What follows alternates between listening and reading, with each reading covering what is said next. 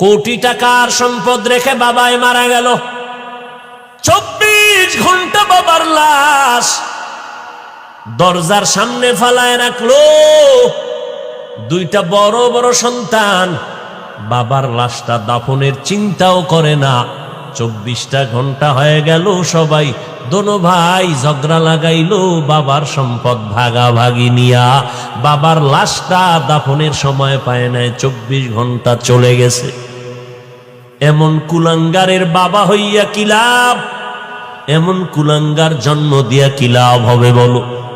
মদিনার নবী বলেন, ও সন্তানের মা বাবা, সন্তানটারে তুমি 7 বছরে নামাজের মুসাল্লায় দাঁড় করাও। 7 বছরে কেন বললেন? ছোট থেকে যদি কন্ট্রোল করতে না পারো, বড় হলে আর কন্ট্রোলে আসবে না। আর সন্তানের জ্বালা বড় কঠিন জ্বালা। সারা দুনিয়ার বাদশা বানাইলেও শান্তি নাই যদি সন্তান বাবারে আব্বা বলে সম্মান না করে। সারা দুনিয়াবাসী পাও মুসাইয়া দিলে কি লাভ হবে? স্ত্রী যদি স্বামী বলিয়া সম্মান না করে, সন্তান যদি বাবা বলে সম্মান না করে। এজন্য বললাম, অভাব ছাড়া কোনো মানুষ নাই। তুলনামূলক গরিবের তুলনায় বড় লোকরা বেশি অভাবী। সাহায্য চাইতেই হবে, তবে কার থেকে নিব? যার 3টা দুর্বলতা নাই। 1 নাম্বার, যার পেছনে টান নাই। দ্বিতীয়, যার অভাব নাই। তৃতীয় হলো যার কোনো স্বার্থ নাই। এবার নজর করে দেখবেন, এই জমিনের মধ্যে স্বার্থবিহীন কোনো মানুষ আসেনি? আছে? হ্যাঁ, আমি 2 জন পাইছিলাম।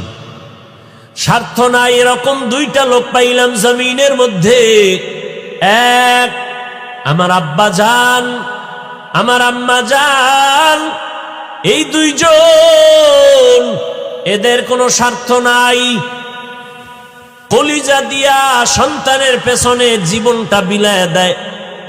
আব্বা আম্মা স্বার্থ ছাড়া সন্তানরে বেশি মহব্বত করে। কিন্তু এই কথাটাও 100 বলা যাবে না, কারণ এই কোতোয়ালি থানার ডায়েরি তালাশ করলে টের পাবেন কত সন্তানেরা মা বাবার বিরুদ্ধে মামলা করেছে, কত মা বাবা সন্তানের বিরুদ্ধে মামলা করেছে।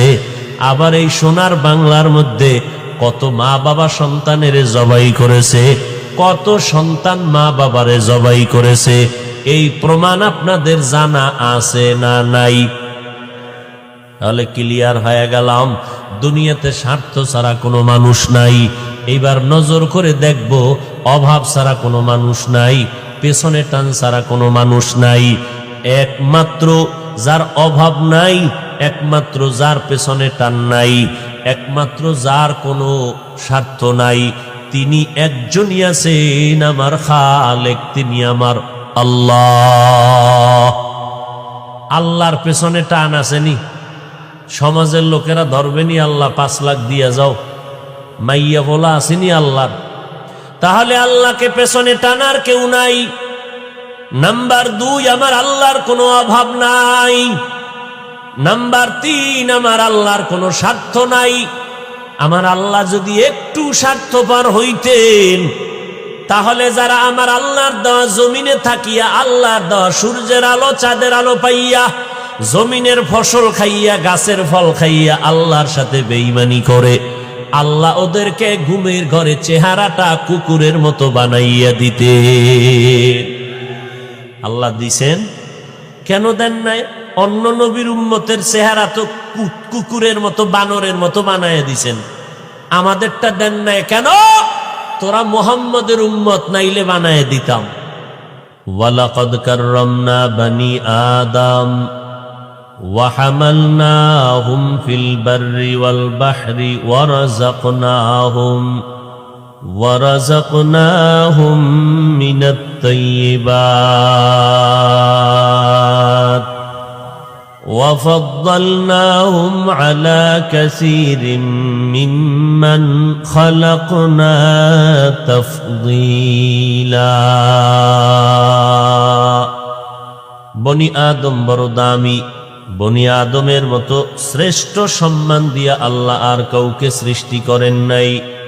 আল্লাহ বলেন, এরে মানুষ, তোমাদের সম্মানকে দুনিয়াতে সুপ্রতিষ্ঠিত রাখার জন্য আমি রব্বুল আলামিন জমিনের মধ্যে চলার মতো উত্তম বাহনের আয়োজন করে দিছে। পানির মধ্যে তোমাদের চলার মতো ব্যবস্থাও করে আমি আল্লাহ দিয়েছি, এবং জমিনের মধ্যে আমি আল্লাহ তোমাদের উত্তম রিজিকের আয়োজন করেছি, যেই রিজিকটা চূড়ান্ত পবিত্র এবং যেই রিজিকটা চূড়ান্ত স্বচ্ছ পরিচ্ছন্ন। আমি আল্লাহ পাক রব্বুল আলামিন আবার তোমাদের মধ্যে একে অন্যের তুলনায় মর্যাদাবান করেছি। মানুষ সৃষ্টির শ্রেষ্ঠ, আবার এই মানুষের মধ্যে ক্লাস ভাগ করে দিয়েছেন।